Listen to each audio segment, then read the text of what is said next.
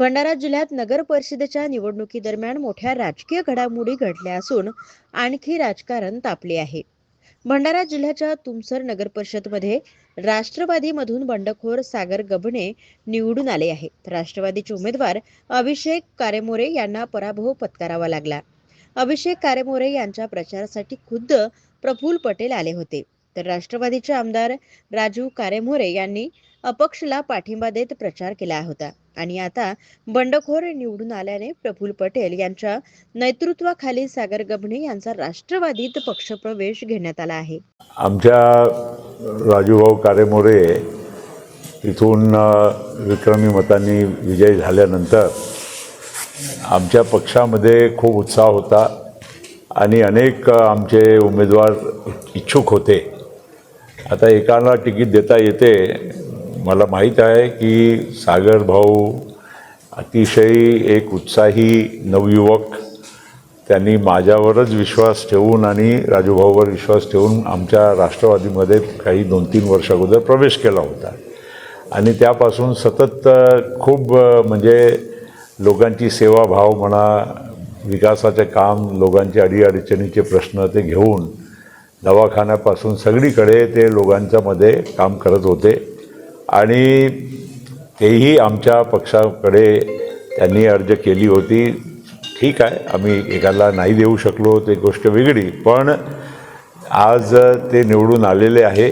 मला खूप आनंद आहे आणि राजूभाऊ किती म्हणा, पण ठीक आहे, त्यांनी योग्य जे काही तिथलं त्यांना स्थानिक निर्णय घेता आवश्यक होता ते घेतल्यानंतर कालच विजयी झाले आणि त्यांनी पहिल्या क्षणापासून सांगितलं की मी राष्ट्रवादीचाच आहे आणि राष्ट्रवादीच्याच झेंडाखाली मी काम करणार आहे.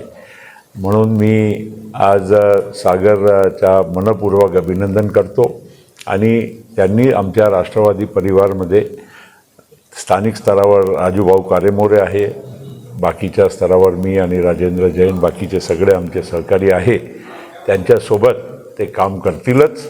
आणि मी राष्ट्रवादी काँग्रेस पक्षाचा आमचा हा एक चांगला तरुण उत्साही कार्यकर्ता निवडून आलेला आहे, त्याला मनपूर्वक अभिनंदन करतो. हा विजय सन्माननीय प्रफुल्ल पटेल साहेबांचा आहे, राजेंद्रजी जैन साहेबांचा आहे आणि माझे राजकारणातील देवमाणूस ज्यांना मी मानतो सन्माननीय आमदार राजू कारेमोरे साहेबांचा आहे.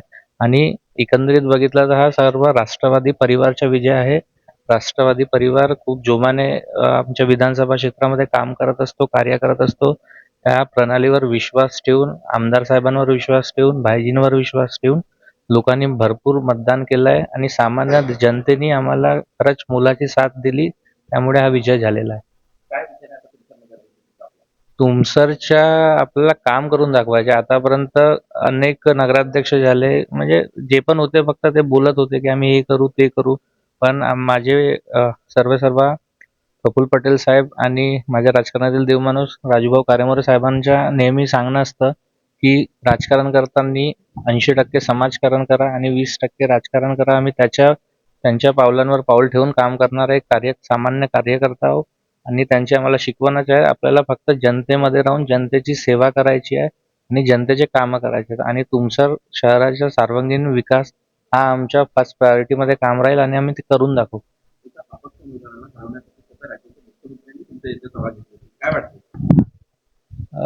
आमच्या इकडे राजूभाऊंच्या गमच्याच चालतो. आमच्या इकडे एक नाराज आहे, जनता के सम्मान में राजूभाऊ मैदान में. जिथं राजूभाऊ तिथं जनता.